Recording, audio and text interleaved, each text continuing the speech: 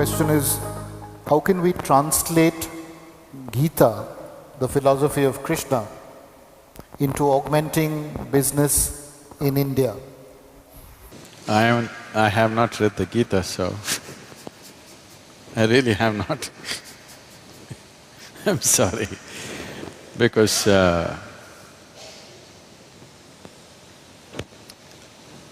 for me, my own vision has never failed me. So I always kept away from all scriptures because I didn't want to clutter myself with something or the other. The only thing that I learnt and I continue to do is, if I look at something, if I look at a person, I know their past, present and future. That is the level of attention I'm paying to them. I don't look at like this. When I look at it completely, with all that I have. If you pay enough attention, there is nothing that will not yield. So I never had any reason or need to go looking for scriptures or something.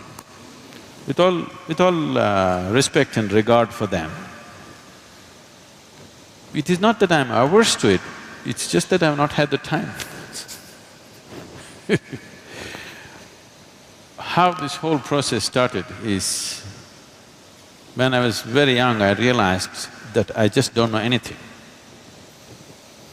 See, if you realize that you do not know, if it's a full-scale realization that you do not know anything, paying attention will be natural, because you know everything.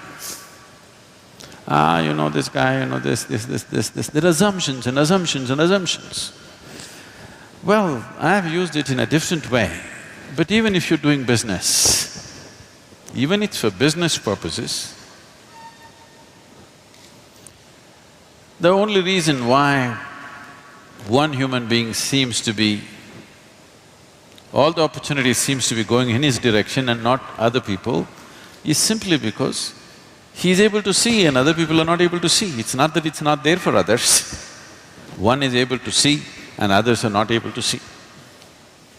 So essentially, a leader means that you're able to see something that others are not able to see. So, attention without intention, simply being attentive, that's what we were trying to do in the afternoon. Not paying attention to something, just practicing attention, a very heightened level of attention where an unfocused attention, but when you focus it on something, just about anything has to yield, there is no other way to that attention. So, I always focused on enhancing and sharpening my attention, never on retention because what you gather is not you. Essentially, you know that you exist only because you have some sense of attention right now, isn't it? Suppose you fall asleep and you lose your attention, you do not even know that you exist. So the basis of your existence itself is attention.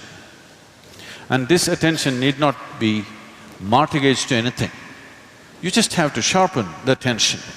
See, if you have a knife in your hands, there is no such thing that you have to cut only apples with this. If you have a sharp enough knife, you could cut anything that you want. But the important thing is the knife is sharp enough, so that your attention is keen enough, not for something or the other. If your attention has become very keen, if you wish to do a certain type of activity, you can successfully do it. I think I must say something about my own enterprises at one time. My enterprise started when I was 8 years of age.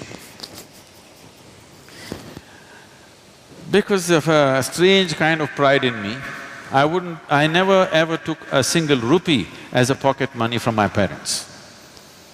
I started making money when I was 6, 7 years of age. By 8, I was quite an accomplished entrepreneur. Simple things. Even today I'm known in Mysore because I caught snakes in everybody's houses. If I caught a snake, they gave me 25 rupees. In 1960s, 25 rupees is $1 million for a 7-year-old, 8-year-old kid. I was just on top of the world. So there is a Food Research Institute, CFTRI. Every Saturday afternoon I went there, I caught 4 or 5 snakes. They measured it. I have to show it to like this. If it's over 3 feet, I get 50 rupees. Less than 3 feet, I get 25 rupees. On an afternoon, I would make 100, 150 rupees. I don't know if you can imagine, 150 rupees for an 8, 10-year-old kid in 1960s or 70s was like $1 million today. It was big. And I went to so many things, just about anything that came my way. I should tell you a little enterprise that I did which grew into a big business. After my university, where I learned nothing, but I passed. The only thing was, by then I had crisscrossed India on my motorcycle, and I suddenly realized when I went to the borders of India, they asked me for something other than my driving license. I did not even know that there was a passport. See, it's not like today. Today every child, maybe 3-year-old, 4-year-old kid knows he has to have a passport. I'm in my 20s, but I do not know that I need a passport. I went to the border and then they said, "Where is your passport?" I said, "What? I have a driving license." They said, "No, you need a passport."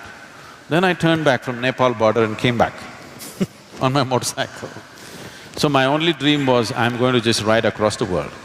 So I wanted to do something, I started kind of farming, commercial farming. I was making money. I thought I will do for 2 years and leave.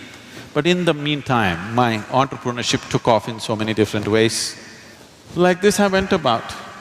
And then there was an industry coming up close by, they wanted to build a water treatment plant. I happened to know the person who was running the industry. I just went there and I wanted to meet him. I was sitting in his office, they were discussing something about a water treatment plant. I just heard this and they were looking at the drawings and stuff. Then I asked him, "Can I apply? Can I do this? Because it is close to my farm, can I do this?" He said, "No, this is very complex, there are some experts from Mumbai and Bangalore who will come and do it, you cannot do it."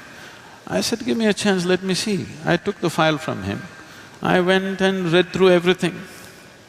Then I went back to him after 3 days and said, "I can do this." He said, "Don't you do this, you're my friend. I don't want to do this." "No, just let me give the tender." So those days, there was something called as Navakarnataka book stalls. They were selling only the Russian books. You used to get big literature books, you can get Lev Tolstoy's War and Peace for 2 rupees and engineering books for 1 rupee, 2 rupees, all hardbound books. I bought 10 books about water treatment plant, sat down in my farm and poured through this day and night. I made my own new design. I went there and I gave a tender for 1.76 lakhs. Mind you, this is 70s. And the closest tender was 32 lakhs. The highest tender was over 60 lakhs. He looked at this and said, "You are funny. You're not going to do this." I said, "No, I can do it." He said, "No way you can do it. Look at this, the nearest tender is 32 lakhs and you're saying 1.76 lakhs. How will you do it?" I said, "Give me 1 more day." I went back again and poured through the books. I said, "I'll do it." Then he said, "It's 90 days, you must finish this and it must work. If it doesn't work, at your own cost, you must remove it, clean the site and go, and I will not give you a rupee of advance." I again went and poured through the books. I said, "I can do it." I completed this in a little over 70 days. I did this in 90,000+ rupees. In one shot, I made 80,000 rupees, just like that. People thought this is a hit. There my construction industry started. Raja Ramanna was coming for RMP plant. He's just coming in a helicopter to see where the site is. There is no anybody there. I just went and met this engineer, he said he was breaking his head, "I don't know what to do, I have to mark the site." I said, "I've got pegs and white cloth. I will just go and mark the site for you." I marked it, they paid me 38,000 rupees for a 15-minute job. I went on my motorcycle and just fixed it myself. Like this, my enterprise started and we grew into a major construction company.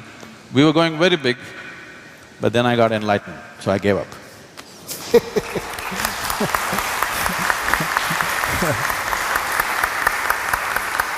Thank you Sadhguru for sharing that story. Thank you, Professor. We kind of absolutely run out of time, otherwise we could have continued for another half an hour at least. Thank you for being an attentive audience.